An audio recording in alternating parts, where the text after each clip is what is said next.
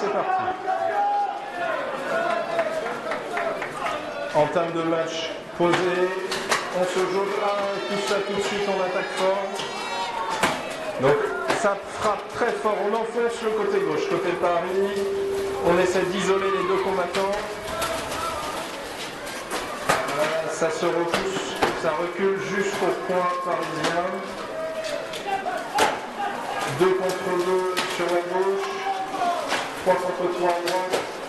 Un combattant Paris a été sorti de la lisse, il est passé sous la barrière. Avantage numérique pour Carcassonne. Un combattant carcassonnais éliminé pour défaut de gantelet, il a perdu son gantelet.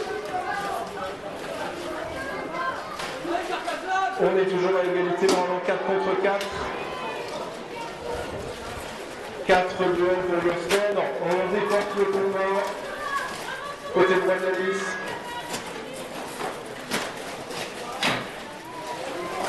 Contre-charge bien esquivé, très belle esquive de la part du petit numéro 6 de Carcassonne.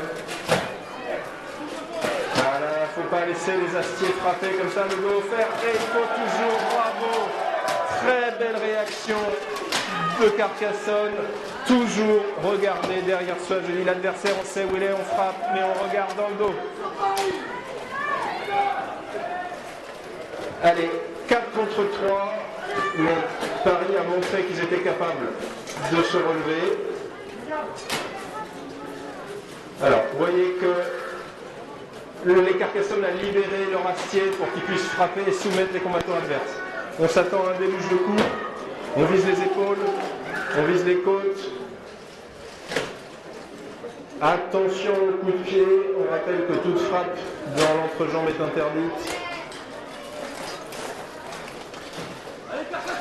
Il faut bien comprendre que dans sa tête, le combattant a l'habitude de frapper plus haut, mais qu'avec la fatigue et le poids de l'armure, il ne se rend pas forcément compte qu'il tape 20 cm en dessous. Et Carcassonne à 2 contre 1 qui pousse et grand écart. 4 contre 2. Ça va être très difficile maintenant pour Paris.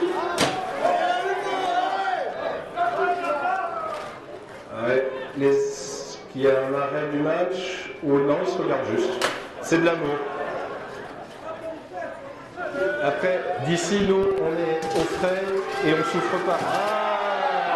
Belle mise au sol et victoire.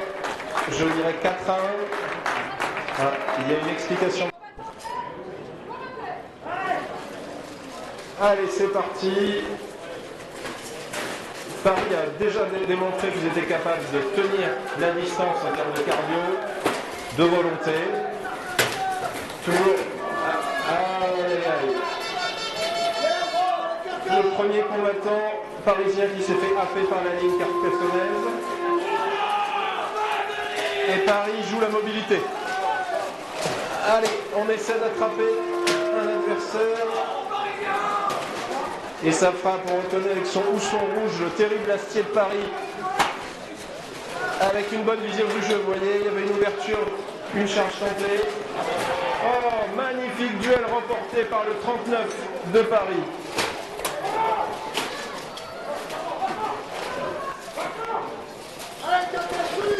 On est à 4 contre 4.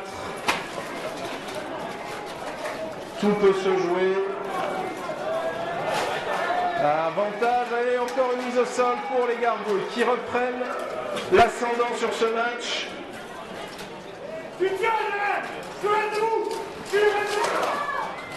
Et une chute au fond, et c'est Paris encore. 4 contre 2. Une chute supplémentaire et les Gargouilles remportent le round.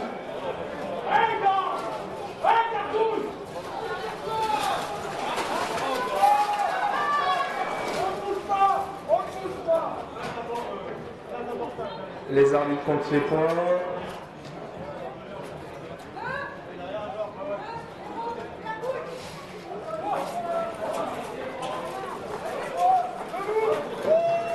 Et donc, round remporté par les Gargouilles. Encore un match qui va se jouer en 3 manches. Allez. Round important. Et ça frappe. Toujours l'astier rouge. l'Acier Rouge de Paris avec sa grande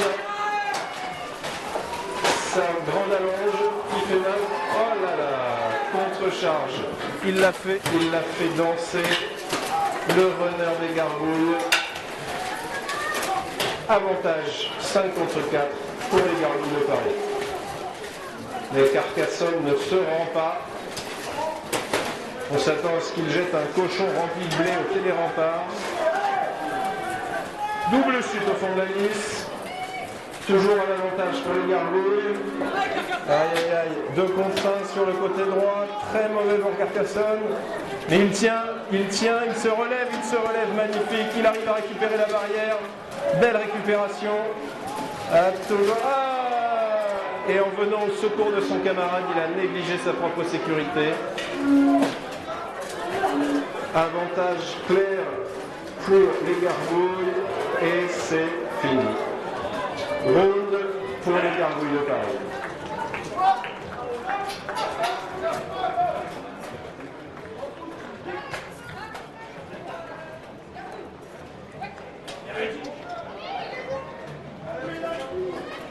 Les Gargouilles de Paris remportent ce match et c'est la fin de cette première partie de tournoi.